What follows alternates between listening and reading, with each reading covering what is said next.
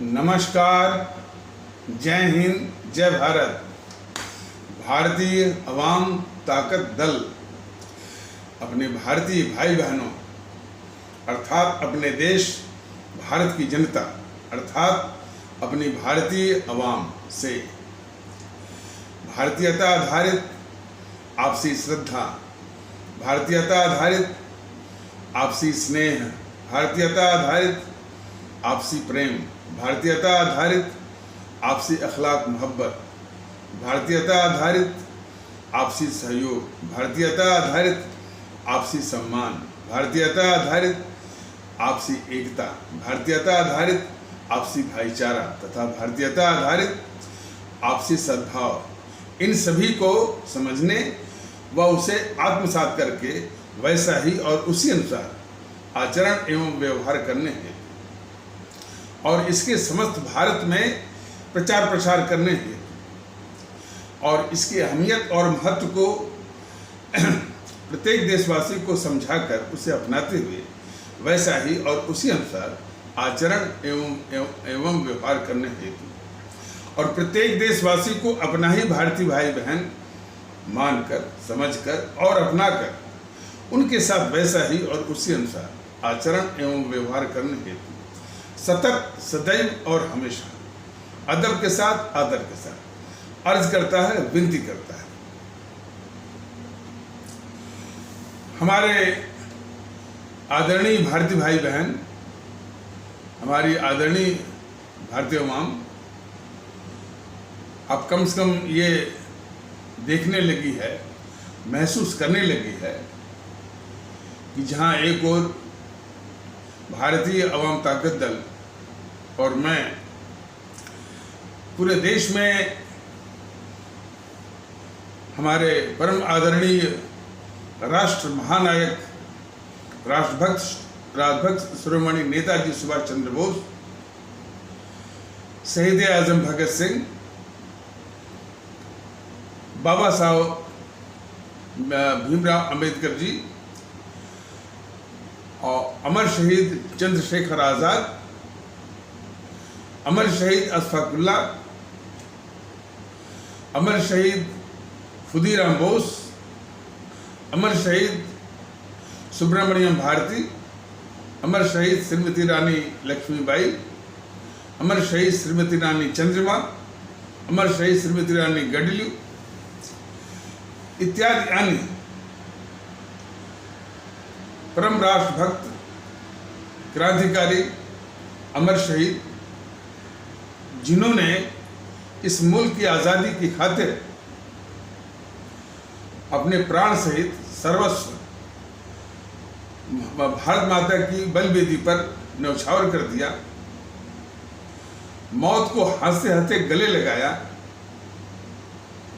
फांसी के फंदे को हंसते हंसते चूमा और जिनकी कुर्बानी और शहादत की बदौलत ही इस मुल्क को आज़ादी मिली, हम सभी को आज़ादी मिली। आज उन्हीं की प्रेरणा से भारतीय अवाम ताकत दल पूरे देश में भारतीयता आधारित आपसी भाईचारा, भारतीयता आधारित आपसी सद्भाव, भारतीयता आधारित आपसी अखलाक मोहब्बत, भारतीयता आधारित गंगा जमुनी तहजीब, भारतीयता आधारित दुआबी संस्कृति, भारतीयता आधारित आपसी विश्वास, भारतीयता आधारित आपसी भरोसा पूरे देश में लाने की कोशिश कर रहा है। अभी फिलहाल सोशल मीडिया के, यूट्यूब के वीडियो के पैगाम के माध्यम से, वहीं दूसरी ओर इसके जवाब में जो कि इस देश में हम भारतीय भाई बहनों के बीच में एकता नहीं देखना चाहते हैं, भारतीय एकता उनको फूटी आंखों नहीं सुहाती है और इसके पहले वो बड़ी बेहयाई से बहुत छाती तान करके सांप्रदायिकता, जातिवाद, भाषावाद, प्रांतवाद को फैलाने और उसका और फिर उसकी कट्टरता भी फैलाने और उसके आधार पर अपने भारतीय भाई बहनों के बीच में नफरत भी फैलाने की गतिविधि जो चला रहे थे, वो ताकतें जो कि अक्सर जो राजनीतिक दलों के वेश में हैं, अब चूंकि उनके पास भारतीय जनता दल के इस भारतीयता आधारित एकता, भाईचारा, आपसी एकता, आपसी भाईचारा इत्यादि और राष्ट्रभक्ति, देशभक्ति, जनभक्ति, मुल्क परस्ती, अवाम परस्ती के जवाब में इन ताकतों के पास कोई नैतिक बल नहीं है। ये नैतिक बल खो चुके हैं, नैतिक साहस खो चुके हैं, नैतिकता खो चुके हैं, क्योंकि हमेशा यानी भारतीय समाज के विखंडनकारी गतिविधियों में सक्रिय होते होते तो अब इनके पास कोई ऐसी नैतिकता नहीं बची है कि भारतीय जनता दल के इस भारतीय एकता का सामना करने के लिए इनके पास कोई नैतिक साहस नहीं है, नैतिक बल नहीं। इसलिए ये कुतर्क और दुष्प्रचार का सहारा ले रहे हैं और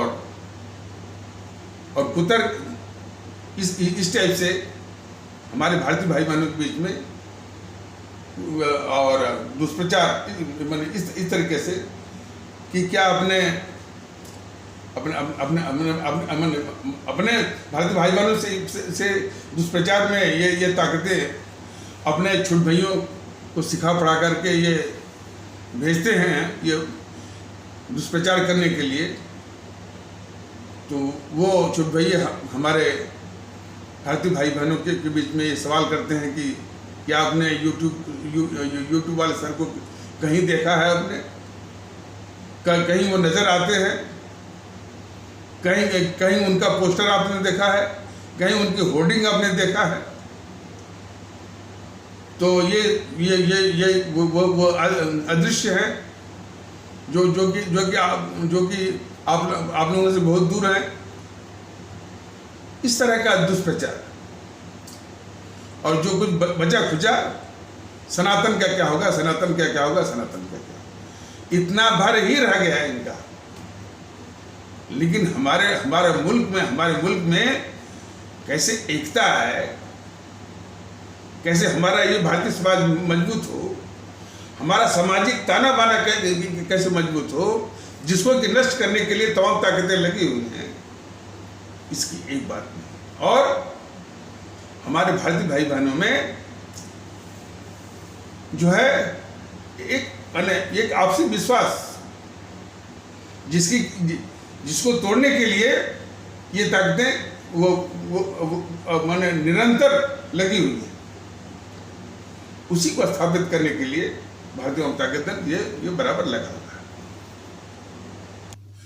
तो इन यानी विघटनकारी ताकतों और विखंडनकारी ताकतों जो कि राजनीतिक दलों के वेश में हैं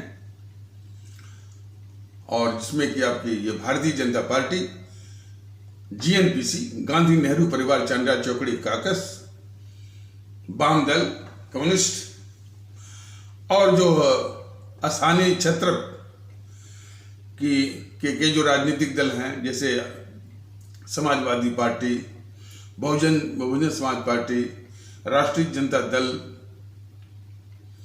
और तृणमूल कांग्रेस, ये आम आदमी पार्टी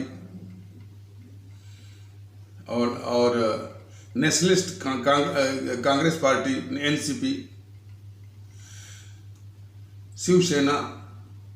अब शिवसेना के भी दो भाग हो गए, एक उद्धव ठाकरे वाली और वो एकनाथ शिंदे वाली। और इसके बाद जो है TDP, Akali, YSRC, DMK, AIADMK.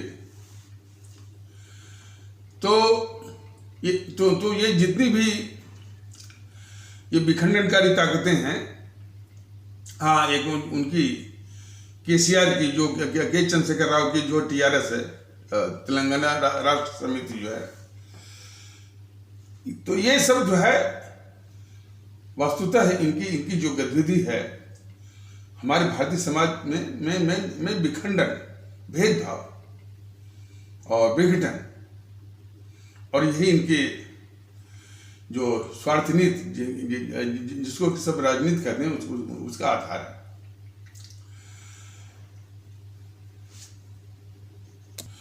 और उनका जो ये इकोसिस्टम है, इकोसिस्टम मतलब कि जो इनके कार्यकर्ता और पदाधिकारी के साथ साथ जो मीडिया है, जो मीडिया के साथ जो पत्रकार जो पत्रकारों का जो एक संगठन है या गिरोह कर लीजिए, जो भी है, और बौद्धिक वर्ग, ये सब जो इकोसिस्टम है वह भी इसी में लगभग, और हाँ, इकोसिस्टम में ये भी आता है जो नौकरशाही, ब्यूरोक्रेसी और कर्मचारी वर्ग और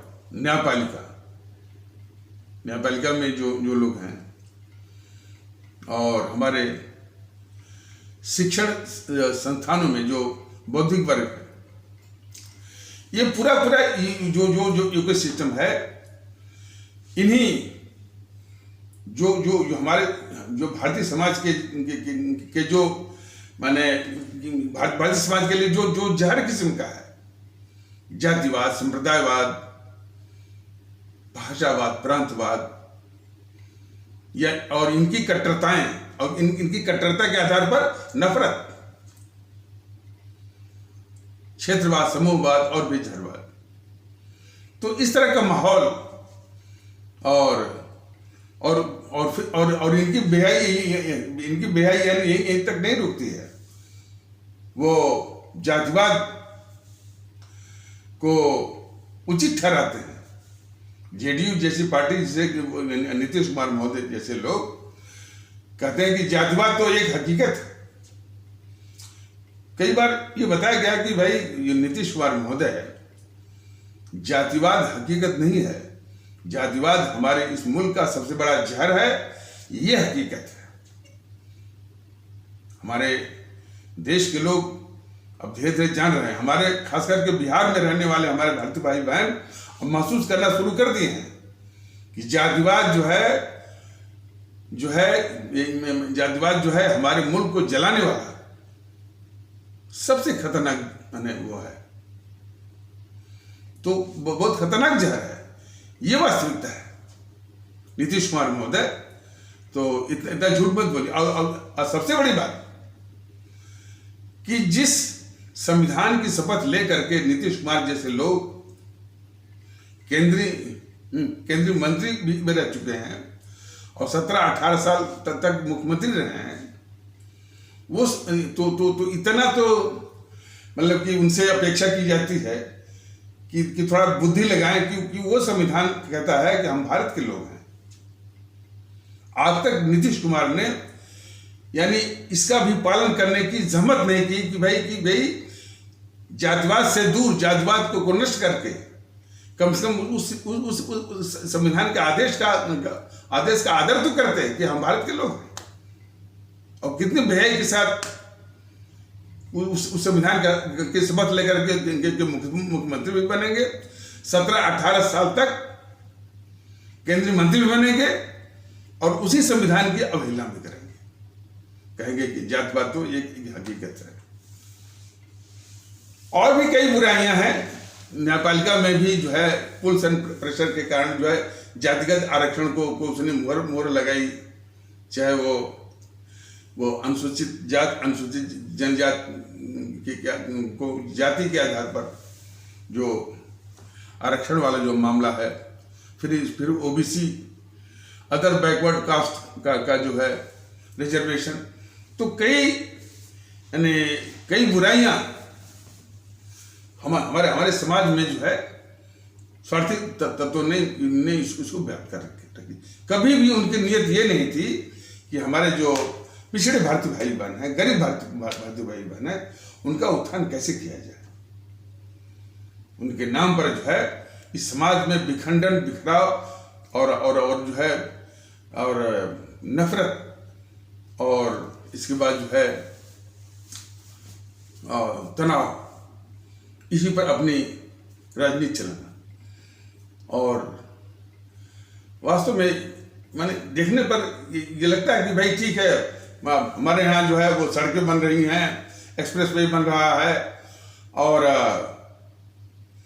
हाईवे जो है वो मॉडर्नाइज हो रहे हैं, उनका वाइडनिंग हो रही है, डेडिकेटेड फ्रेट कॉरिडोर बन रहा है, डिफेंस कॉरिडोर बन रहा है, इंडस्ट्रियल कॉरिडोर बन रहा है, लॉजिस्टिक पार्क बन रहे हैं, बहुत कुछ हो रहा है और इंटरनेशनल एयरपोर्ट बन रहा है और रेलवे के कोचेज जो है वो मॉडर्नाइज किए जा रहे हैं, रेलवे स्टेशन को मॉडर्नाइज किया, सब कुछ हो रहा है।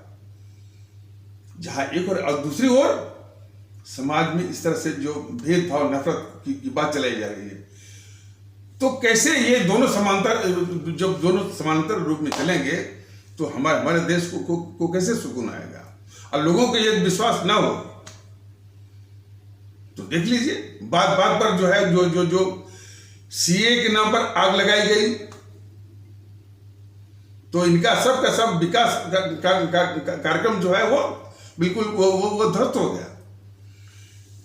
और किसान आंदोलन के विरोध में नहीं, और यहाँ कृषि कानून के विरोध में किसान आंदोलन जो खड़ा किया गया देश विरोधी ताकतों के द्वारा, भारत के अंदर देश विरोधी और भारत के बाहर, और कैसे हमारे जनता को, हमारे भारतीय भाई बहनों को बंधक बनाया गया। जिसने देखा है तो सारा विकास में बिल्कुल धरा का धरा रह गया इन देश विरोधी ताकतों के आगे। और वो देश विरोधी ताकतें जो कि अन्य समय पर हम हमेशा वो विखंडन पैदा करती हैं और किसी न किसी बहाने जो है इस देश में अस्थिरता और आग लगाने का काम करती है, उनके आगे सारा विकास जो है वो धरा का धरा रह जाता। भारतीय अवाम ताकत दल को बस यही चिंता है कि सर्वप्रथम जो है इन देश विरोधी ताकतों का नाश करके अपने देश में पहले भारतीयता आधारित एकता, आपसी भाईचारा, गंगा जमुनी तहजीब और द्वावी संस्कृति, आपसी भरोसा, आपसी विश्वास, इसका माहौल लाया जाए। और इसके लाने के लिए जितनी भी ये नफरत फैलाने वाली ताकतें हैं उनको नस्ते नाबूद किया जाए।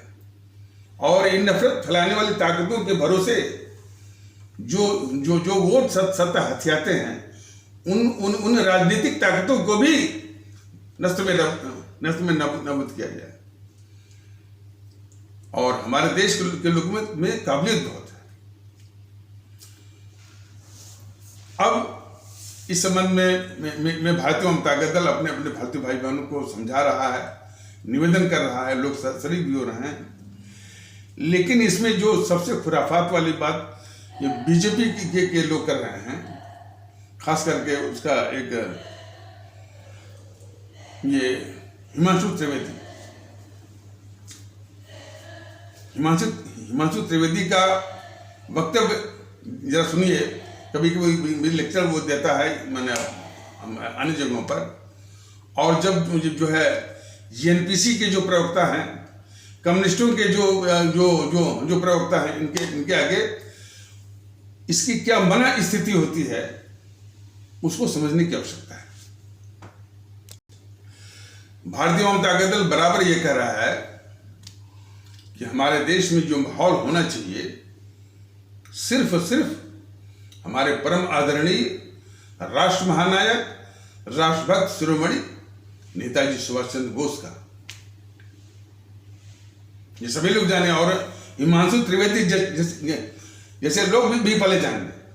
मैं इसलिए कह रहा हूं कि ये हिमांशु त्रिवेदी घूम घूम करके हमारा सिविलाइजेशनल कल्चर यानी राष्ट्र से भी ऊपर, और ऐसे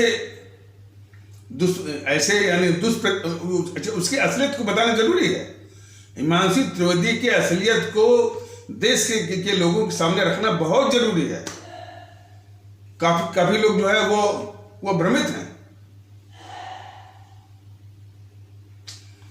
इस देश में जैसा मैंने बताया है कि सिर्फ हमारे परम आदरणीय राष्ट्र महानायक राष्ट्रभक्त शिरोमणि नेताजी सुभाष चंद्र बोस का, शहीद आजम भगत सिंह का, बाबा साहब अम्बेडकर का, अमर शहीद चंद्रशेखर आजाद का, अमर शहीद अशफाकुल्लाह इत्यादि सभी का इसके माहौल होने की आवश्यकता है। एक तो इस जीएनपीसी जो इस देश की सबसे बड़ी गद्दार है, इसने अपने चाटुकार इतिहासकारों के इतिहासकार के गिरोह के द्वारा, अपने चाटुकार बौद्धिक वर्ग गिरोह के द्वारा, चाटुकार मीडिया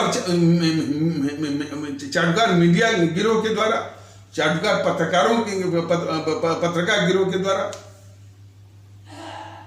इन जो अमर शहीदों का जो मैंने अभी नाम लिया है, इनको पृष्ठभूमि में रखवाना, इनके महत्व को कम करना, इनको दबा के रखना और इनको बदनाम भी कर रखना, ये आतंकवादी थे। और जो इन सबों ने इतिहास जो लिखवाया है ना, हमारे इन अमर शहीदों को इन देश के गद्दार जीएनपीसी वालों ने अपने गद्दार किस्म के इतिहासकारों से लिखवाया है, वो रिवोल्यूशनरी टेररिस्ट, मतलब कि क्रांतिकारी आतंकवादी। ये भाषा इस देश की नहीं है, ये तो अंग्रेज बोला करते थे। तो ये जीएनपीसी अंग्रेजों से भी अधिक खतरनाक है। कम से कम इतनी ही पहचान हमारे सभी आदरणीय भारतीय भाई बहनों की हो जाए, विशेष करके हमारे दक्षिण में रहने वाले भारतीय भाई बहनों की हो जाए, विशेषकर हमारे केरल में रहने वाले भारतीय भाई बहनों की हो जाए, कर्नाटक में रहने वाले भारतीय भाई बहनों की हो जाए, तमिलनाडु में रहने वाले, कि ये बहुत ही खतरनाक किस्म की है ये जीएनपीसी, जो कि अपने जितने भी क्रांतिकारी अमर शहीद हैं, जितने देशभक्त हैं, या तो उनके महत्व को कम करवाती है, उनके योगदान को कम करवाती है और उनको आतंकवादी लिखवाती है। तो ये इसका वो षड्यंत्र रहा। दूसरा षड्यंत्र जो है, इसे जीएनपीसी की रक्षा करने वाले और जीएनपीसी में जितने भी गद्दार हैं, मोहनदास करमचंद गांधी, जवाहरलाल नेहरू, इंदिरा गांधी, राजीव गांधी, उसका बचाव करने वाले बीजेपी के जितने भी नेता, अब उन्होंने ये शुरू किया है कि हमारा सिविलाइजेशनल कल्चर, हमारी जो है बहुत पुरातन जो है हमारी श्रेष्ठ जो है सभ्यता हो रही है। तो एक तो इस हिमांशु त्रिवेदी को आईना दिखाने की जरूरत है कि पुरातन सभ्यता को छोड़ दो, हमारे देश में प्रतिभा की कोई कमी नहीं है। लेकिन सवाल इस बात का है कि जिस सामंतशाही दृष्टिकोण से तुम मैंने इस व्यवस्था को चलाना चाहते हो, उसमें हमारी तमाम प्रतिभाएं जो है वो नष्ट हो रही हैं। हमारे देश में मैंने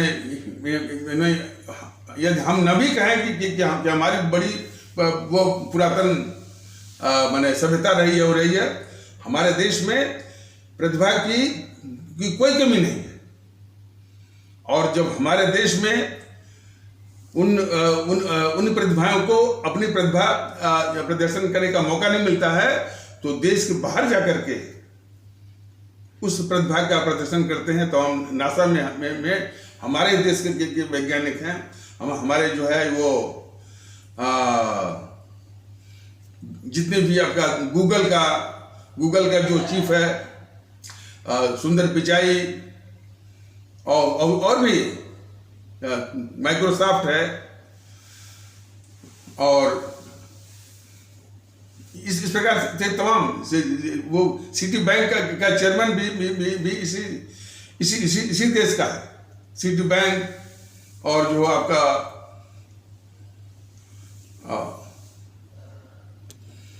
और भी जो तो और हरगोविंद खुराना और चंद्रशेखर सुब्रमण्यम, तमाम यानी वो बाहर जाकर के इन लोगों ने अपनी प्रतिभा का प्रदर्शन किया है। और इस बात का यानी विश्व के लोग भी लोहा मानते हैं। बस दुखड़ा इस बात का है कि वो हमारी प्रतिभा जो है अपने देश में ये नफरत की आपसी की भेंट या उसकी बल चढ़ जाती है। यही चिंता जो है देश को होनी चाहिए। तो लेकिन हिमांशु त्रिवेदी जैसे लोग जो है अपने बौद्धिक अहंकार, इंटेलेक्चुअल वैनिटी के द्वारा जो है बस ये दिखाने की कोशिश करते हैं कि हमारा जो है यानी पुरानी सभ्यता ये थी वो थी, हमारा वर्तमान को कैसे ठीक किया जाए इस पर एक बात नहीं।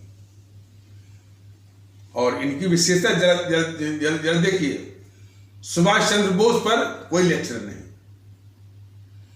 सुभाष चंद्र बोस ने कैसे जो है मैंने कैसे किन कठिनाइयों में वो, और मतलब कि जब तक कांग्रेस में रहे इन कांग्रेसियों को देशभक्ति के रास्ते पर लाने के लिए क्या क्या संघर्ष किया, उनके टकराहट कैसे हुई, और उनके टकराहट खास करके जो ये गद्दार था मोहनदास करमचंद गांधी, मैंने इस मोहनदास करमचंद गांधी की साजिशों का किस प्रकार उन्होंने डटकर सामना किया।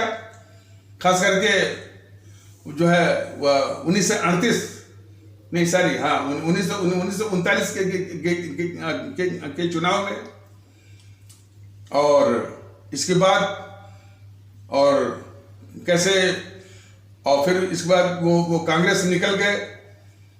भारत से निकलने में क्या क्या कठिनाइयाँ हुई उनको भारत के बाहर निकलने में, किन किन लोगों ने साथ दिया। और यदि सुभाष चंद्र बोस की जीवनी के विषय में तमाम इस तरह से गोष्ठी हो, तमाम जानकारी दी जाए, तो दो फायदे तो तुरंत हो जाएंगे। एक तो लोगों में देश के प्रति यानी त्याग करने का और कुर्बानी देने का एक जज्बा पैदा होगा, देशभक्ति का भाव आएगा। और दूसरे उनको सहयोग देने वालों में हमारे इस्लाम आस्था वाले भारतीय भाई बहनों का एक खासा तबका उनके साथ था। यानी भारत से बाहर उनको निकलवाने में तमाम हमारे जो है वो इस्लाम आस्था वाले भारतीय भाई बहनों ने वो सहयोग किया, यानी काबुल तक उनको पहुंचाने में। आजाद हिंद फौज के निर्माण में जैसा कि हमने किसी एपिसोड के माध्यम से बताया हुआ, आजाद हिंद फौज के निर्माण में, और इसके संबंध में यह भी बताना जरूरी है कि इन कांग्रेसियों के खास करके जिसमें प्रमुख रहा है ये मोहनदास करमचंद गांधी और इसके बाद जो है जवाहरलाल नेहरू, तो इनकी वित्तीय सहायता के लिए या फाइनेंशियल फंडिंग के लिए वो जमुनालाल बजाज और घनश्याम दास बिरला तो इनको मिल गए थे। लेकिन जब आजाद हिंद फौज का निर्माण होना था तो कोई जमुनालाल बजाज, कोई घनश्याम दास बिरला नहीं दिखा। और उसमें लेकिन उसी आजाद हिंद फौज के निर्माण में वो गुजरात के व्यापारी, गुजरात में सौराष्ट्र क्षेत्र के और माने राजकोट जिले के और धोराजी कस्बे के रहने वाले हमारे मेमन अब्दुल हबीब यूसुफ मरफानी जी, जिनका व्यापार चलता था रंगून, उन्होंने अपने पूरे व्यापार को ख़त्म करके जो कुछ भी पैसा उनको मिला 1 करोड़, वह जो है आज़ाद हिंद फौज के बनने के निर्माण में उन्होंने योगदान किया और खुद उस आज़ाद हिंद फौज में शामिल भी हो गए। ये होती है देश के लिए कुर्बानी। यदि ये गाथा देश के सामने लाई जाती तो पूरा देश जो है वो माने मेमन अब्दुल हबीब यूसुफ मरफानी के विषय में जो है यानी वीर अब्दुल हमीद की तरह लोग इनको याद करते हैं। यानी हिंदू सनातन आस्था वाले भारतीय भाई बहन और इस्लाम आस्था वाले भारतीय भाई बहन के बीच में एकता का एक माहौल आता। तो कहने का मतलब है, ये हिमांशु त्रिवेदी कभी भी वो सुभाष चंद्र बोस पर कोई भाषण नहीं करता है। ये हिमांशु त्रिवेदी कभी भी हमारे शहीद आजम भगत सिंह पर कोई भाषण नहीं करता है। ये हिमांशु त्रिवेदी कभी भी हमारे बाबा साहब अंबेडकर की जीवनी पर एक शब्द नहीं बोलता है।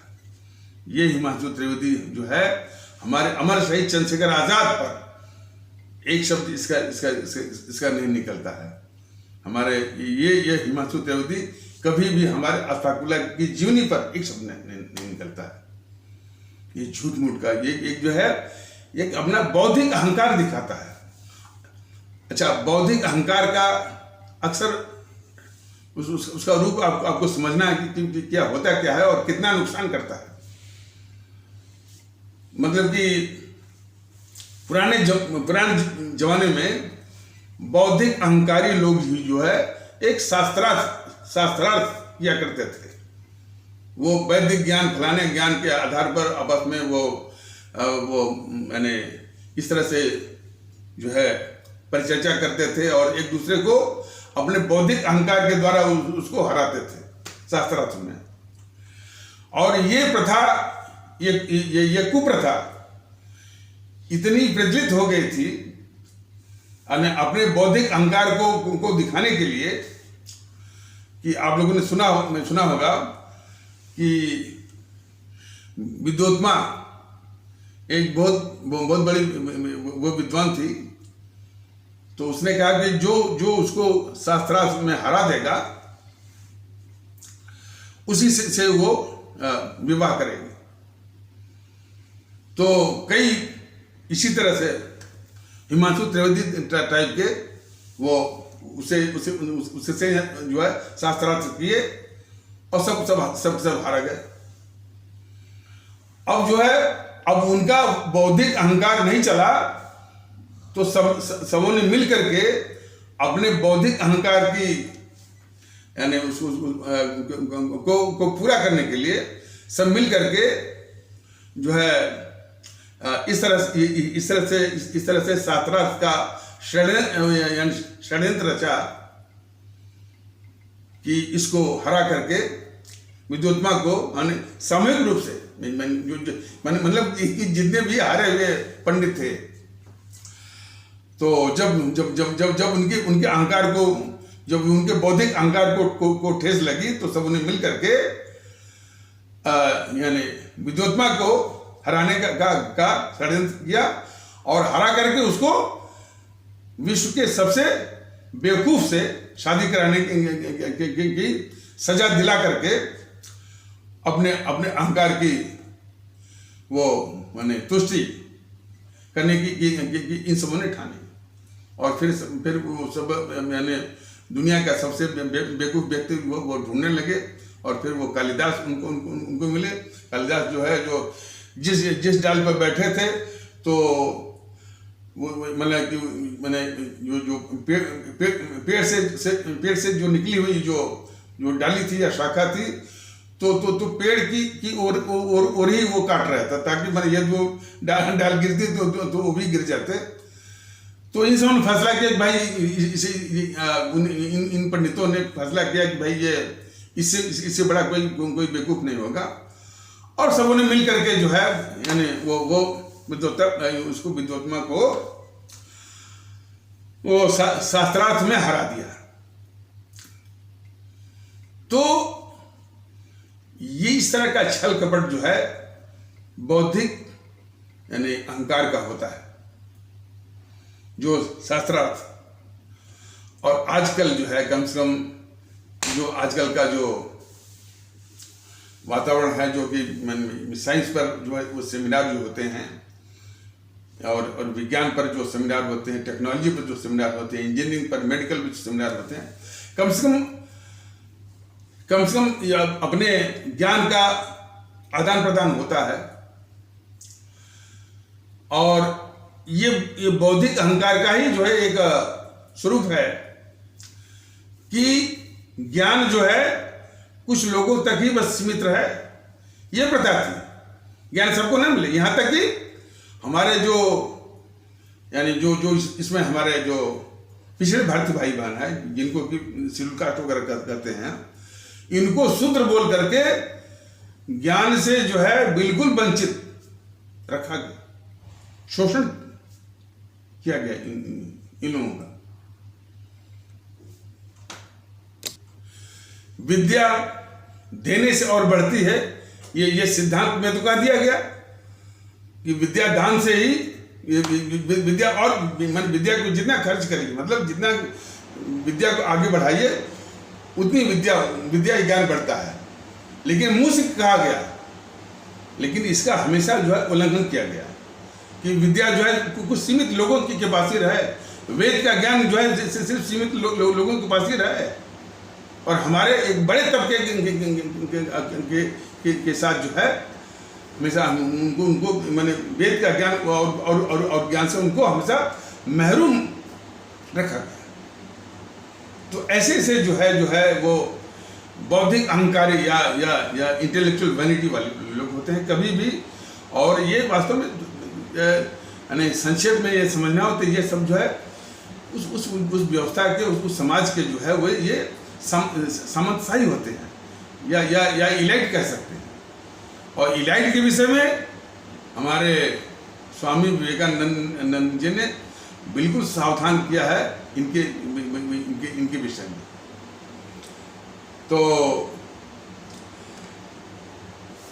तो ये कभी भी ये बात नहीं करेंगे कि हमारे पूरे देश में प्रतिभा का विकास जो है हर जगह हो।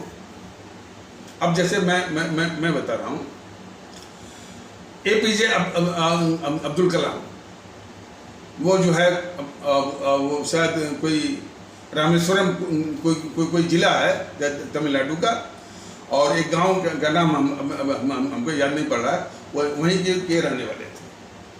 और फिर इसके बाद वो जो है वैज्ञानिक हुए और इसरो में वैज्ञानिक रहे, और उन्होंने कई यानी इसरो में रहते हुए कई मिसाइलों का, पृथ्वी है, आकाश है, नाग है और त्रिशूल है, इस प्रकार 5 मिसाइलें और उसके कई वर्जन,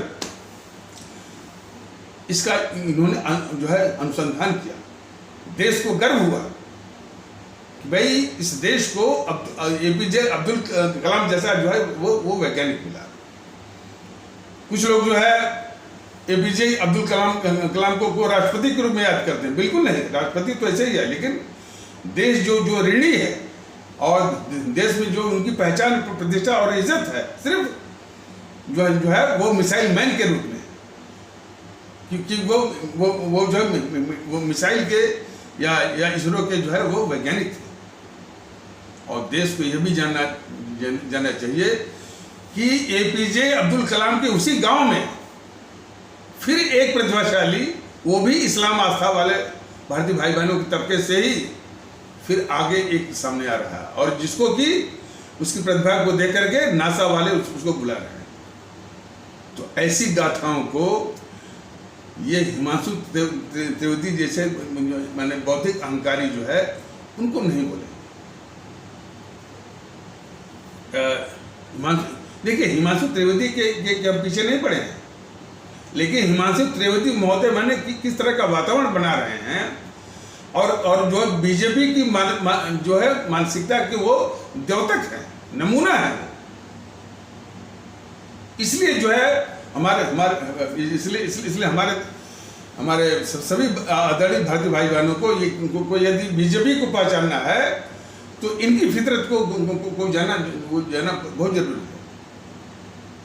और सबसे बड़ी विशेषता, और अभी बताएंगे विशेषता मानी घातक इनका ऐसा गुण यह है कि ये बौद्धिक अहंकार तो बहुत दिखाएंगे, लेकिन जब जीएनपीसी के प्रवक्ता कम्युनिस्टों के प्रवक्ता झूठ वाले और कौन जीएनपीसी जो इस देश की बहुत बड़ी गद्दार है, और उसके प्रवक्ता झूठ के आधार पर कुतर्क जो है जब धारते हैं इनके आगे, इसी यानी बौद्धिक अहंकारी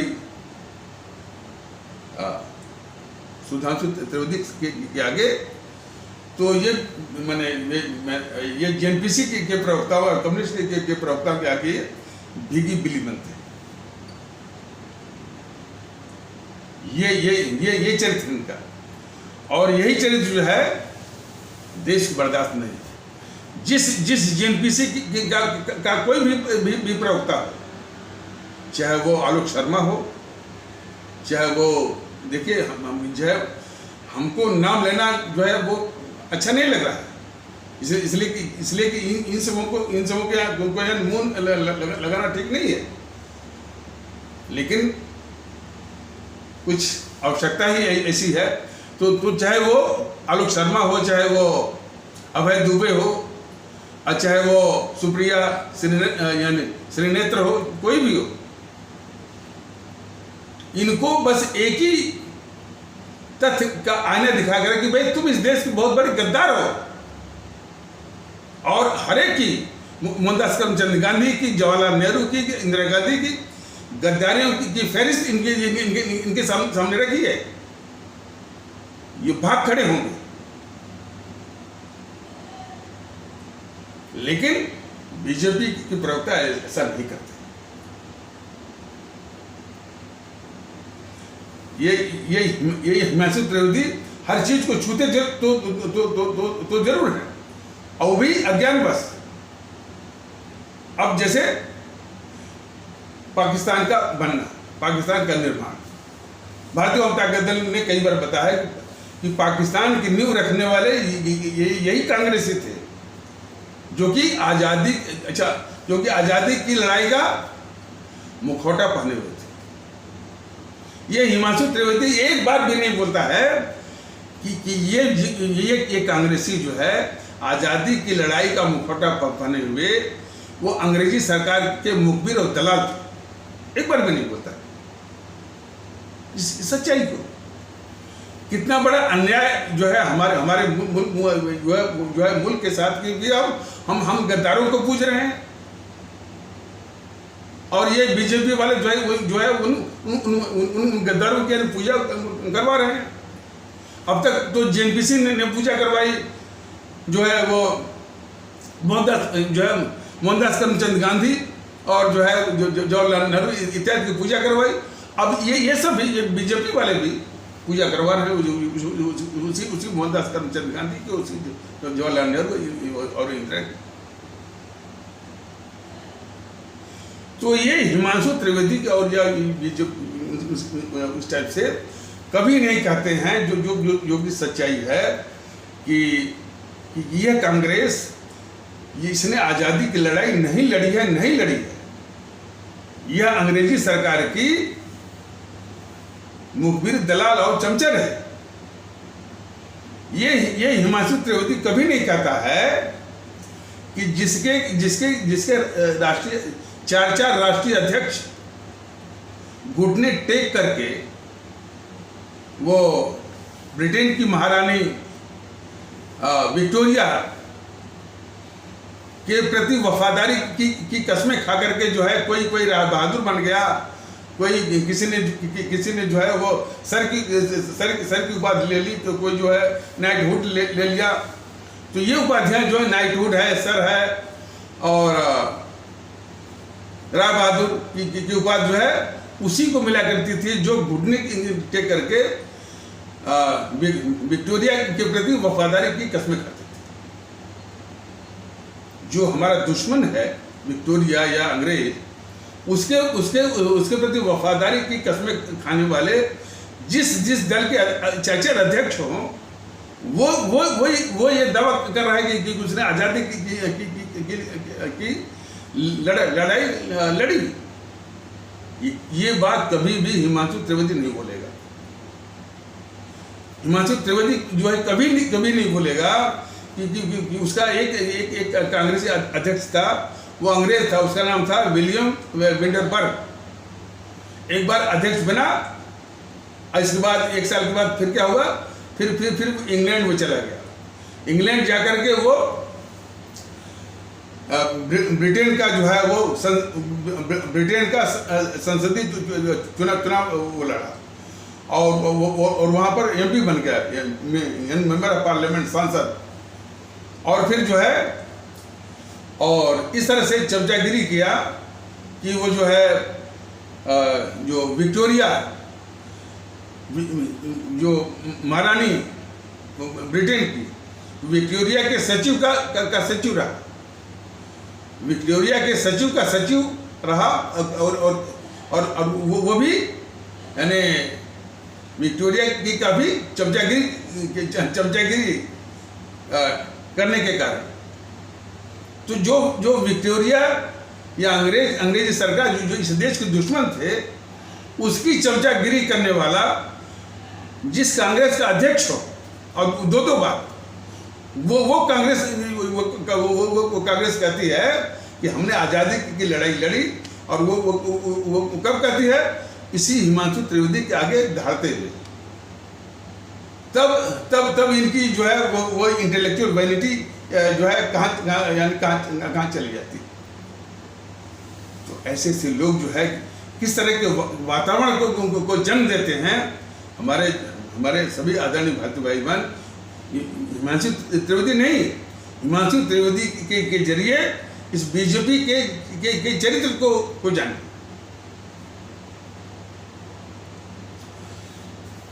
तो भारतीय आवाम ताकत दल ने बराबर बताया है कि इस कांग्रेस ने 1909 में ही पाकिस्तान बनने की नींव रख दी थी, जब इसने इंडियन काउंसिल एक्ट 1909, जिसमें कि इस्लाम आस्था वाले भारतीय भाई बहनों के लिए अलग मतदाता मंडल, सेपरेट इलेक्टोरेट की व्यवस्था थी, उसको इन कांग्रेसियों ने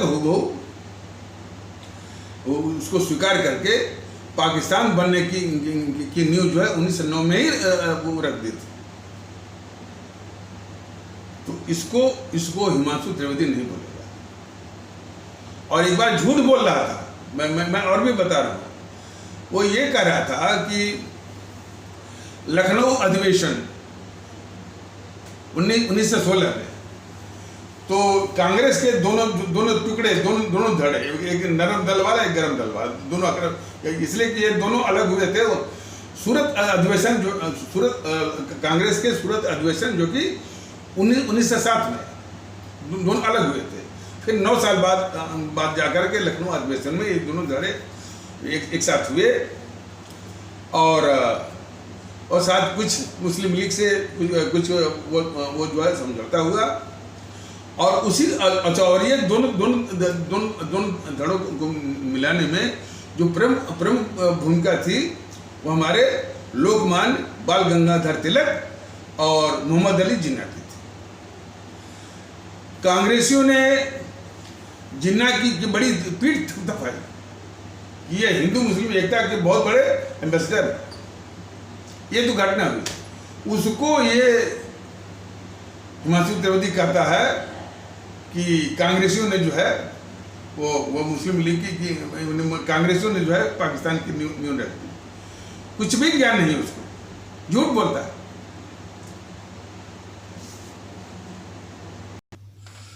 हिमांशु त्रिवेदी इस बात पर भी नहीं बोलता है कि जब बंगाल का विभाजन इस अंग्रेजी सरकार ने किया 1905 में, जिसको बंग भंग कहते हैं या पार्टीशन ऑफ बंगाल कहते हैं। उसके विरोध में स्वदेशी आंदोलन और अनुशीलन समिति, ये इस तरह से जो देशभक्ति का एक आंदोलन चल रहा था, इस देशभक्ति के आंदोलन का सामना करने के लिए, उसको काउंटर करने के लिए, उसको प्रभावहीन बनाने के लिए या उसको दबाने के लिए अंग्रेजों ने इस मोहनदास करमचंद गांधी को दक्षिण अफ्रीका से भारत में पैराशूट करवाया। इसको हिमांशु त्रिवेदी नहीं भूलेगा।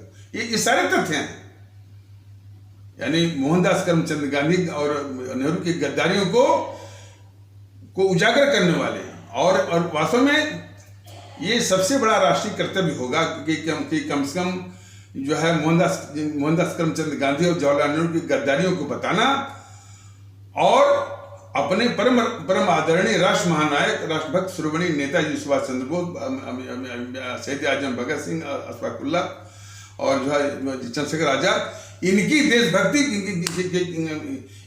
देशभक्ति और कुर्बानी के विषय में जिनको कि इन सब दबा के रखा था, वो देश के सामने रखना ये सबसे बड़ा राष्ट्रीय कर्तव्य है और देश की मांग है। उसको ये नहीं करता है ये हिमांशु त्रिवेदी। तो वो नहीं कहता है कि इन अंग्रेजों ने इस मोहनदास करमचंद गांधी को पैराशूट करवाया। हिमांशु त्रिवेदी ये भी नहीं कहता है कि आते ही वो मोहनदास करमचंद गांधी जो है सार्वजनिक रूप से अंग्रेजी सरकार के प्रति वफादारी को सार्वजनिक रूप से घोषित करता है।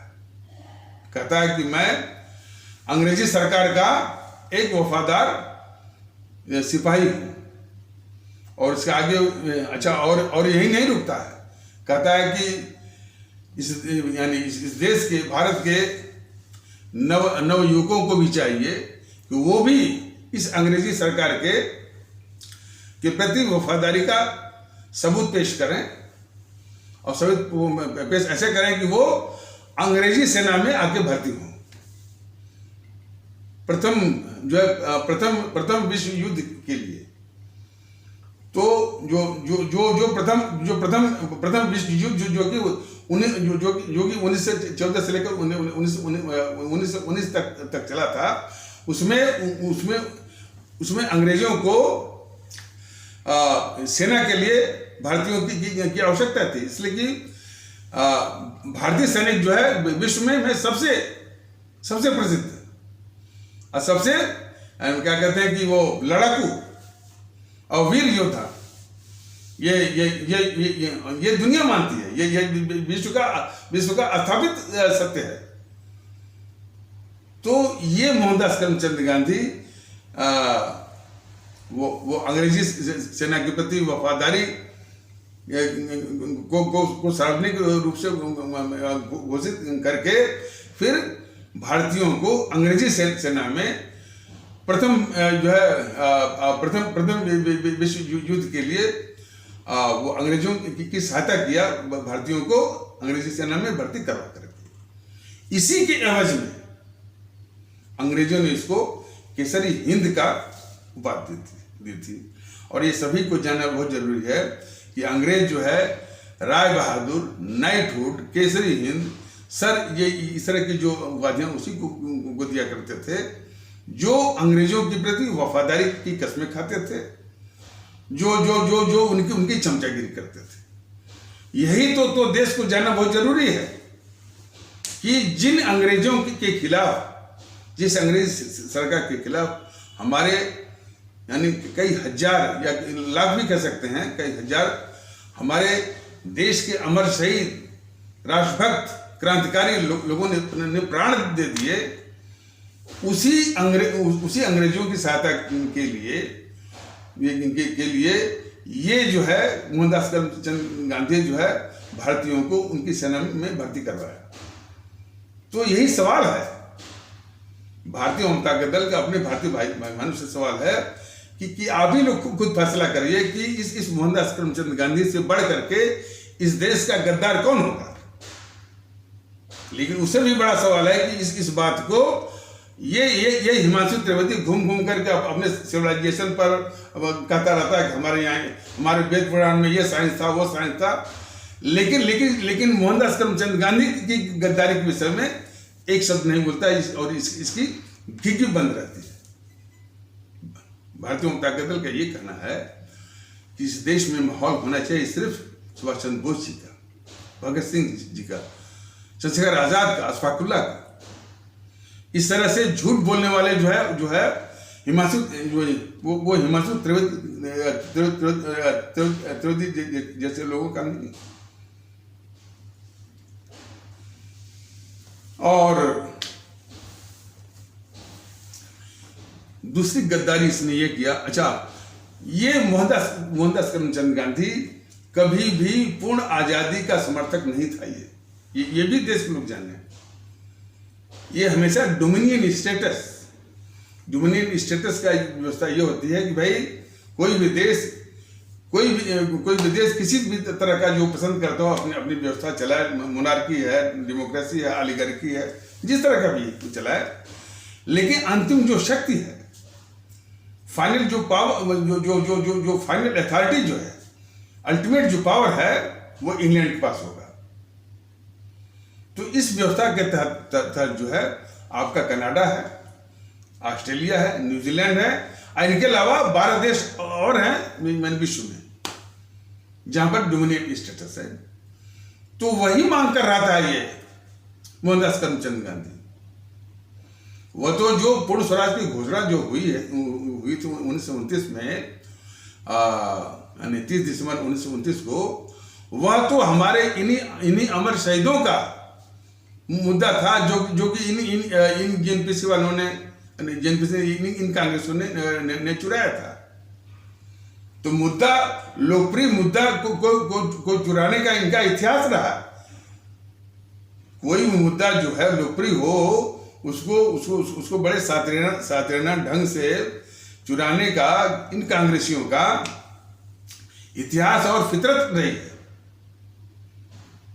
तो पूर्ण स्वराज मतलब कि जो हमारे क्रांतिकारी, जो हमारे चंद्रशेखर आजाद थे, जो हमारे भगत सिंह थे, इत्यादि थे, वो बोलते थे कि डोमिनियन स्टेटस बिल्कुल नहीं, इन अंग्रेजों को पूर्ण रूप से जाना है, यहाँ से पूर्ण भागना है, यहाँ से हटाना है, यहाँ से हटेंगे। तो ये मुद्दा जो है पूरे देश में लोकप्रिय हुआ।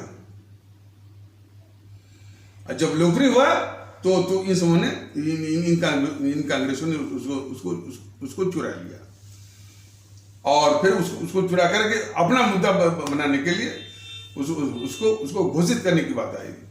और जब उसको घोषित करने की बात आई तो फिर ये गद्दार मोहनदास करमचंद गांधी सरदार पटेल को जब बना था, यानी कांग्रेस का अध्यक्ष जो है सरदार पटेल को बना था, इसी सरदार पटेल को धक्के दे करके साइडलाइन किया और नेहरू को कांग्रेस का अध्यक्ष बनवाया और उसी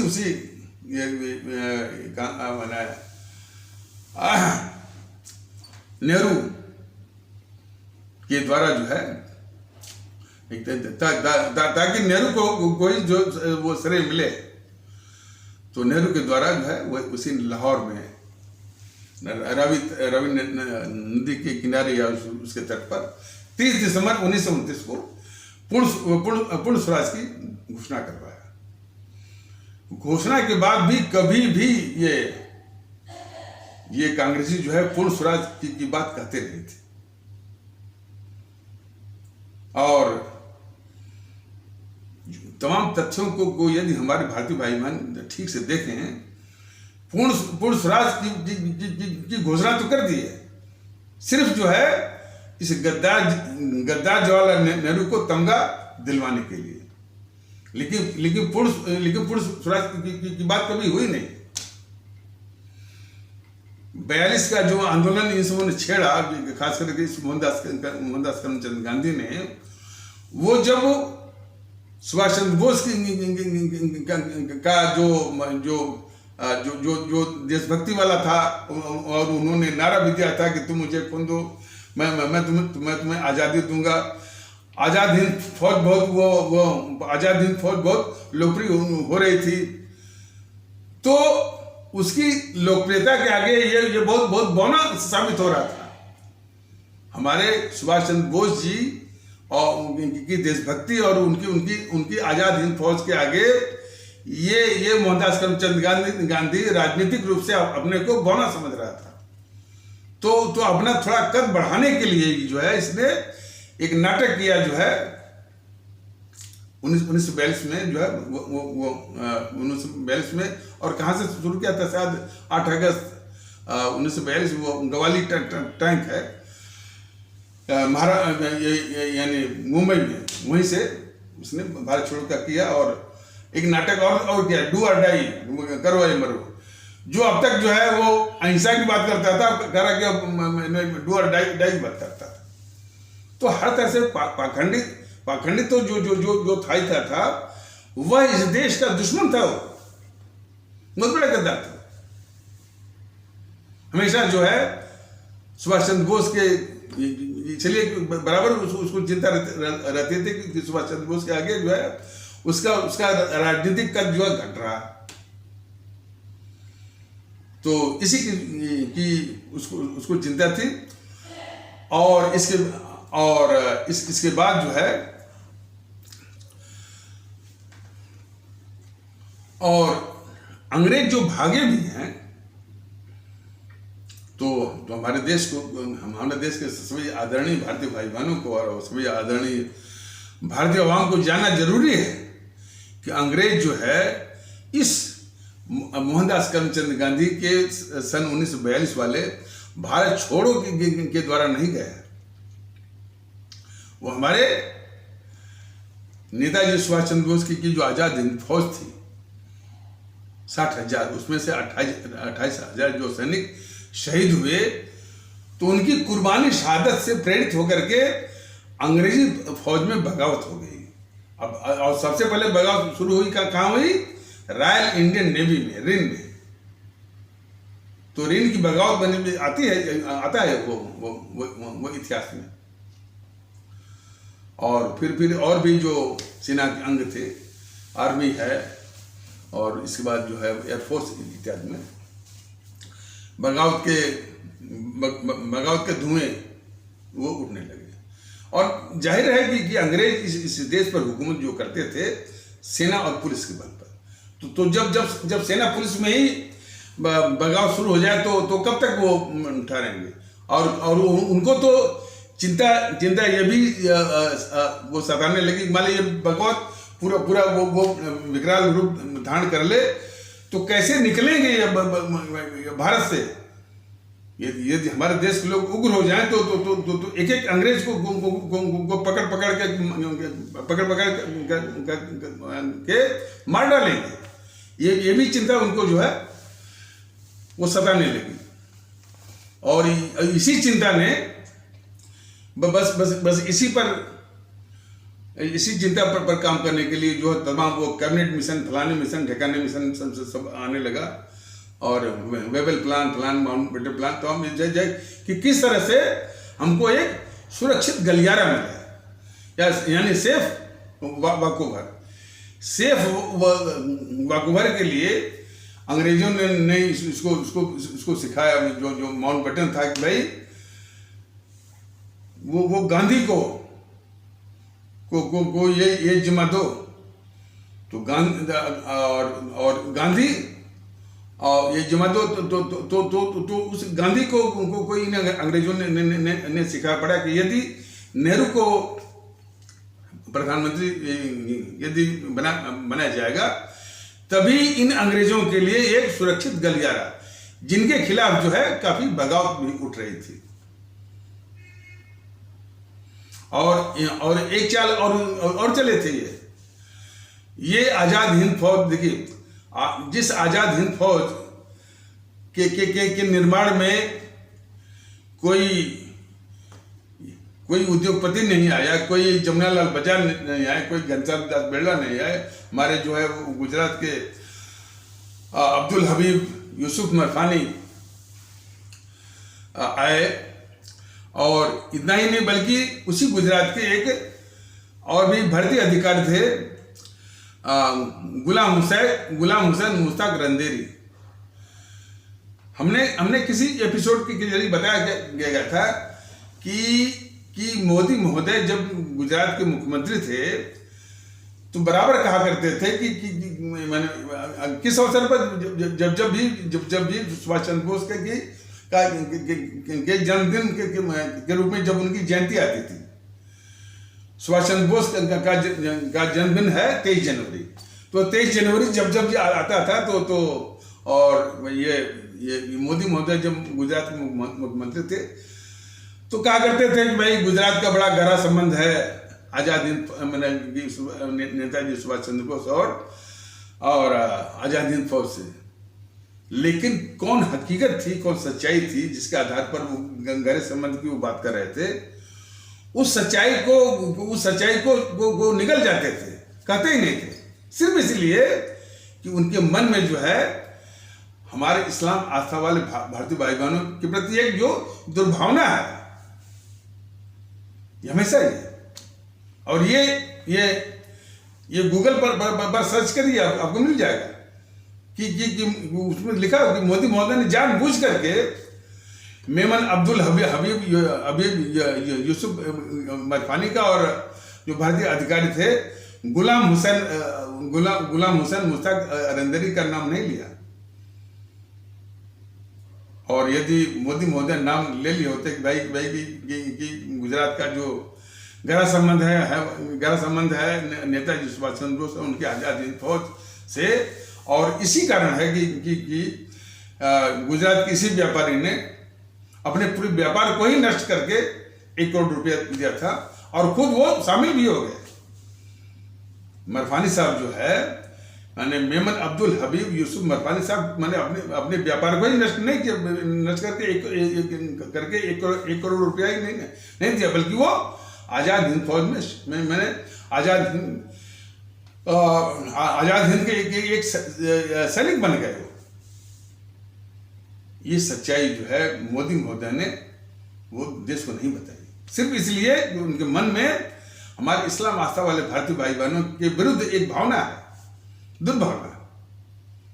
और वही आदमी कहता है ऊंचे मंच से उठ करके कि सबका साथ सबका विश्वास, कैसे कोई विश्वास करे। तो ये सारी बातें जो है जो भारतीय जनता दल बता रहा, इस पर एक शब्द नहीं बोलता है वो हिमांशु त्रिवेदी। और जब आजाद हिंद फौज जो है अंग्रेजी सेना को परास्त कर रही थी, परास्त करते रंगून या सिंगापुर से यहाँ आ गई थी कोहिमा तक, तो यही कांग्रेसी आजाद हिंद फौज को अपमानित करने के लिए बोलते थे कि ये किराए के टट्टू हैं, भाड़े के सैनिक हैं।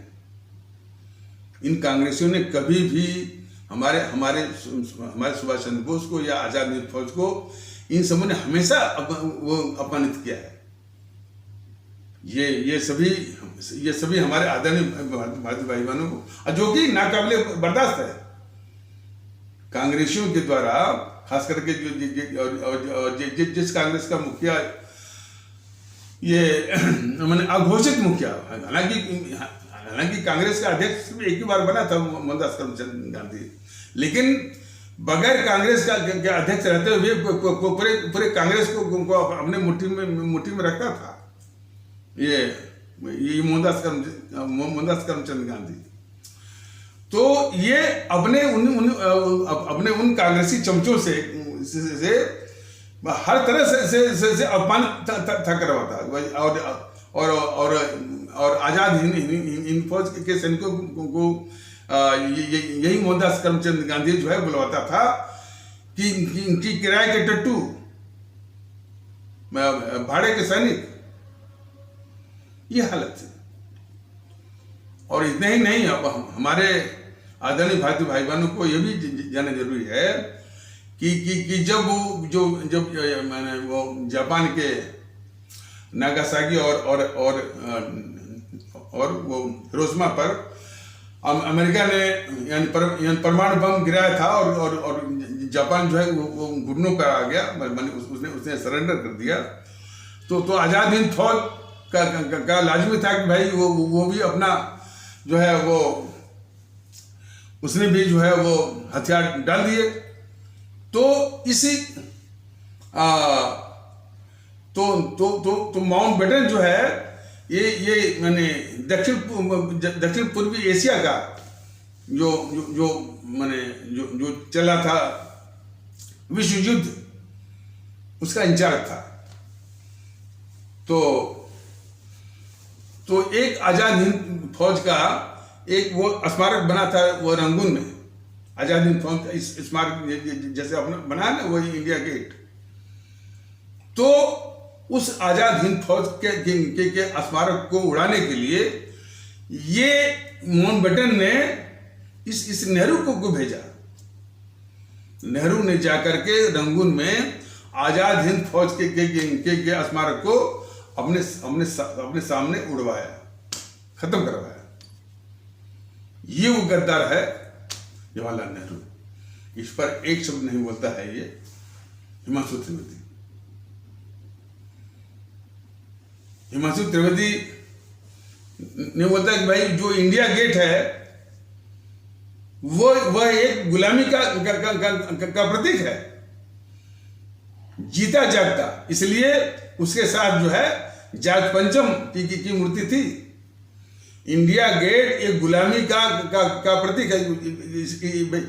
ये बीजेपी के चमचे बोलते हैं ना कि मोदी जी गुलामी के हर एक प्रतीक को खत्म कर रहे हैं। खत्म नहीं कर रहे हैं, ये और मजबूत कर रहे हैं उसको। मोदी जी ने कभी भी साफ मन से हमारे सुभाष चंद्र बोस जी को सम्मान, मैंने जो उनका वाजिब सम्मान है देने के लिए कभी भी वो मनसा नहीं दिखाई। ये देश को कभी नहीं बताया कि इंडिया गेट पर जिनका नाम खुदा हुआ है वो भारतीय जो है वो अंग्रेजों के लिए लड़े थे, अंग्रेजों की खातिर वो लड़े थे। तो उनकी पात्रता नहीं बनती है कि ये देश जो है उनका जो है गुणगान करे। देश को गुणगान करना है तो हमारे आजाद हिंद फौज के सैनिकों के लिए। तो इसीलिए तो भारतीय वाम ताकत दल ने किसी एपिसोड के माध्यम से बताया हुआ है कि भारतीय वाम ताकत दल को जब भी मौका मिलेगा इसी इंडिया गेट को ध्वस्त करा करके एक आजाद हिंद फौज स्मारक बनवाएगा और भव्य उसी के स्थान पर इंडिया गेट को जो इंडिया गेट जो है ये गुलामी का प्रतीक है। जो कि उसमें जो लोग भी मरे हैं वो अंग्रेजों की खातिर मरे हैं, शहीद हुए हैं। जो अंग्रेज हमारे दुश्मन थे उनके लिए जो है वो लड़े हैं, उनकी खातिर वो लड़े हैं। तो वो हर तरह से इंडिया गेट जो है वो गुलामी का प्रतीक है। तो उसको ध्वस्त करा करके आजाद हिंद फौज का एक भव्य स्मारक बनने की जरूरत है। और भारतीय वाम ताकत दल को जब भी मौका मिलेगा, अवसर आएगा, तो इस इंडिया गेट को ध्वस्त करके एक आजाद हिंद फौज स्मारक, और वहीं पर जो है हमारे परम आदरणीय राष्ट्र महानायक राष्ट्रभक्त शिरोमणि नेताजी सुभाष चंद्र बोस की विश्व में सबसे ऊंची मूर्ति वो बनवाएगा। देश देखेगा, दुनिया देखेगी। और तो ये सारी बातें जो है, और किस तरह से ये मोदी महोदय ने अपमानित किया हमारे सुभाष चंद्र बोस जी को, कि जहां पर जॉर्ज पंचम जो इस देश का शत्रु था, जिनके ही खिलाफ तो हमारे शहीद वो लड़े थे, जान दिए थे, जॉर्ज पंचम या उसकी सरकार के खिलाफ। तो भारत के दुश्मन जॉर्ज पंचम के स्थान पर ये मोदी महोदय ने हमारे सुभाष चंद्र बोस की मूर्ति लगवाई। थोड़ी भी शर्म इनको नहीं आई कि कहाँ जॉर्ज पंचम और कहाँ हमारे नेताजी सुभाष चंद्र बोस। उसको ये हिमांशु त्रिवेदी जैसे लोग तमाम जो है वो तमगा लूटते हैं कि वो सुभाष चंद्र बोस को उन्होंने सम्मान दिया और आज़ादी के हरे चिन्ह को ये मिटा रहे हैं। ये बिल्कुल अपमानित करने वाली बात। तो कहने का मतलब कि जब भी ये बीजेपी के, जब भी ये जीएनपीसी के या कांग्रेसियों के जो प्रवक्ता जो है झूठ बातों पर, जब उदाहरण के लिए कि हमने आज़ादी की लड़ाई लड़ी, उसी वक्त जो है इस हिमांशु त्रिवेदी और संबित पात्रा की गीगी बंद हो जाती है। इतना भी ये सब नहीं कर पाते हैं कि भाई तुमने आज़ादी की लड़ाई नहीं लड़ी, झूठ बोल रहे हो तुम अंग्रेजी सरकार के मुखबिर और दलाल थे और आज़ादी की लड़ाई का सिर्फ मुखौटा पहने हुए थे। तो ये कम से कम वो देश तो जानता, लेकिन ये हमेशा जो है मैंने देश के गद्दारों का, खासकर मोहनदास करमचंद गांधी और उनका और जवाहरलाल नेहरू के को बचाना, उनके पापों को ढकना है। इसी का ठिका जो है मतलब कि इन सबों ने ले रखा है और किसी भी सीमा तक। और वास्तव में किसी भी जो मूल परस्त है, देशभक्त है, नागरिक हमारे देश के, उनको बर्दाश्त नहीं होता है कि ये देश की इतनी बड़ी गद्दार जीएनपीसी के प्रवक्ता वो दहाड़ के बोलते हैं। बताइए, हमारी तो इच्छा होती है, मैं सही कह रहा हूं कि एक बार इनके जितने भी प्रवक्ता हैं जीएनपीसी वाले, सुप्रिया श्रीनेत्र, आलोक शर्मा, पवन खेड़ा और अभय दुबे, बस एक बार में वो चुप कराना है कि भाई तुम देश के गद्दार हो और उस गद्दारी के पापों को तुमने छिपाया है। कभी भी देश की आजादी की लड़ाई तुमने नहीं वो लड़ी है। अरे भाई, जिस कांग्रेस का संस्थापक जो है वो ह्यूम जो है 1885 में हमारे हजारों जो है 1857 की हमारी जो प्रथम प्रमुख जो आज़ादी की क्रांति थी, तो 1857 के हजारों क्रांतिकारियों का हत्यारा एवं ह्यूम जिस पार्टी का जो वो संस्थापक हो, वो पार्टी कहती है कि हमने जो आज़ादी की लड़ाई लड़ी। इसके विषय में हिमांशु त्रिवेदी जैसे लोग, झूठ बोलने वाले जैसे लोगों की गीगी बंद रहती है। हिमांशु त्रिवेदी की बात इसलिए कही जा रही है कि इससे बीजेपी के मन का जो है वो षड्यंत्र जो है वो मैंने उसको समझने में या उसके द्वारा जो है उसको उनके मन में जो षड्यंत्र है उसको समझा जा सकता है।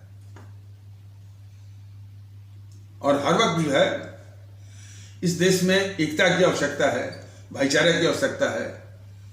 तो और ये देखिए, जिस भाईचारे की आवश्यकता है तो उस भाईचारे का मजाक उड़ाता है ये गद्दार किस्म का पुष्पेंद्र कुलश्रेष्ठ और हिमांशु त्रिवेदी जैसे लोग भी उसी भाईचारा का मजाक उड़ाते हैं। और वो भी संदर्भ देते हैं हमारे इस्लाम आस्था वाले भारतीय भाई बहनों को नीचा दिखाते हुए।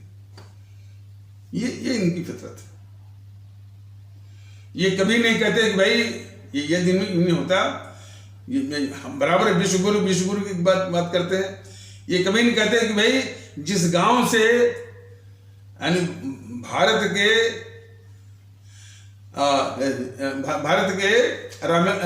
रामेश्वरम जिला, मैंने जो तमिलनाडु का जो रामेश्वरम जिला है, यानी रामेश्वरम जिले के जिस गांव से हमारे एपीजे अब्दुल कलाम जी इतने बड़े इस देश के हीरा हो गए, इतने बड़े वैज्ञानिक हो गए, मिसाइल मैन हो गए, उसी गांव से एक दूसरा एपीजे अब्दुल कलाम जो है उभर रहा है। ये ज्यादा जरूरी है अब अपने देश की प्रतिभा से अपने देशवासियों को और विश्व को जो है वो परिचय कराना है। लेकिन यह नहीं झूठ मूठ का माने भारत विश्व गुरु बन रहा है फलान ठिकाना।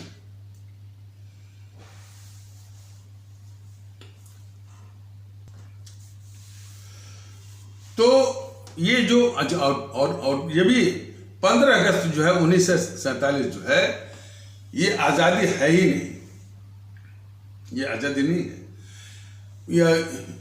इन सबों ने अब जो अभिलेख जो है जो रिकॉर्ड जो है इसमें नेशनल आर्काइव में जो सारी बातें लिखी गई हैं, एक तो उसमें लिखा हुआ है कि 15 अगस्त 1947 को जो है सत्ता का हस्तांतरण है, ट्रांसफर ऑफ पावर। वो भी फिर वही जो इन कांग्रेसियों की मांग थी, जो कि दम तो भरते, दो चीज का दम भरते थे कि हमने आजादी की लड़ाई लड़ी और हम जो है पूर्ण स्वराज के लिए जो है और पूर्ण स्वराज के लिए लड़ाई लड़ी। दोनों बात गलत। ना तो ये आजादी की लड़ाई लड़े, और जो इनकी मांग भी थी सिर्फ जो है लाहौर वाले घोषणा के बाद 1929 30 दिसंबर की घोषणा के बाद कभी भी इन समूह ने पूर्ण स्वराज की बात कभी नहीं कही। और हर वक्त जो है वही उसी जो है डोमिनियन स्टेटस की बात करते रहता है। डोमिनियन स्टेटस माने कि एक अस्थायी रूप से इंग्लैंड की पराधीनता, परमानेंट रूप से, जिस तरह से पराधीनता कनाडा की है, ऑस्ट्रेलिया की है, न्यूजीलैंड की है और भारत और देशों की। तो वही डोमिनियन स्टेटस जो है 15 अगस्त 1947 को भी मिला है। और इसलिए जितने लोगों ने शपथ ली, चाहे नेहरू ने शपथ ली, तो यहाँ के जो महापुरुष हैं उनकी शपथ नहीं ली, उनके प्रति कसम नहीं खाए। फिर ये नेहरू जो है वो इंग्लैंड के महारानी के प्रति जो है शपथ इसने लिया प्रधानमंत्री बनने के, प्रधानमंत्री बनते समय। तो 15 अगस्त 1947 जो है ये सबसे बड़ा छलावा है। और देश ने तो देखा होगा कि सत्ता हथियाने की हवस के कारण जो है इन सब ने देश को बांटा। 25 से 30 लाख लोगों का खून पी करके, बताइए, हत्याएं हुई ना। और देश के साथ विश्वासघात जो है मोहनदास करमचंद गांधी का, जो कि झूठ बोलता रहा कि पाकिस्तान उसकी लाश पर बनेगा, पाकिस्तान उसकी लाश पर बनेगा। कितना बड़ा विश्वासघात। जबकि पाकिस्तान तो 14 अगस्त 1947 को ही बन गया, और ये जाकर 5-6 महीने बाद जाकर मरा मोहनदास करमचंद गांधी 30 जनवरी 1948 को। और झूठ क्या बोलता रहा कि पाकिस्तान में उसकी लाश पर बनेगा। तो ये सर, और जो घटना जो है हमारे 25 से 30 लाख लोगों की जान ले, और 3 करोड़ ऊपर से हमारे भारतीय भाई बहनों का घर उजाड़े, और इतना भेद विभेद नफरत फैलाए, वो कभी भी हमारे देश के लिए आजादी हो सकती है, लेकिन इन समूह नहीं। और ये हमेशा देखिए, वास्तव में ये हमेशा याद किया जाना चाहिए कि इतने बड़े पाप, इतने बड़े जो है देश के लिए, जो देश का जो दंश है, जो अभिशाप है, जो उसकी त्रासदी है, इसकी जड़ में है, जड़ का मुख्य रूप से जिम्मेदार है यही गद्दार मोहनदास करमचंद गांधी और गद्दार जवाहरलाल नेहरू। इस पर जो है ये इस पर जो हिमांशु त्रिवेदी जैसे बौद्धिक अहंकारियों की घिघी बंद रहती है। तो देश में जो है बौद्धिक संकट बहुत ज्यादा है, इसलिए भारतीय भाई बहनों से विशेष अर्ज है कि कम से कम एक काम करिए शुरुआत में कि जितनी भी ये देश विरोधी ताकतें हैं, बीजेपी के रूप में, जेएनपीसी के रूप में, लोग कहते हैं कि ये कैसे देश विरोधी। अरे भाई, जो देश में विखंडन पैदा करे, देश के गद्दारों देश के गद्दारों की तरफदारी करे, उनके देश के गद्दारों की गद्दारी के पाप उठा के, तो वो देश विरोधी ही तो है। तो और ये पहचान हमने तो थोड़ी की, ये तो हमारे शहीद आजम भगत सिंह ने पहले ही पहचान कर लिया है। हमको उसको आगे ले जाना है, पालन करना है उसका। तो हमारे भारतीय भाई बहन भारतीयता के आधार पर एक हुई है और इन सभी ताकतों को बूथ पर, ईवीएम मशीन पर शून्य करिए और वहीं से आपके पक्ष में और आपकी ख्वाहिशों को पूरा करने वाले तमाम संभावनाएं वहीं से पैदा होंगी।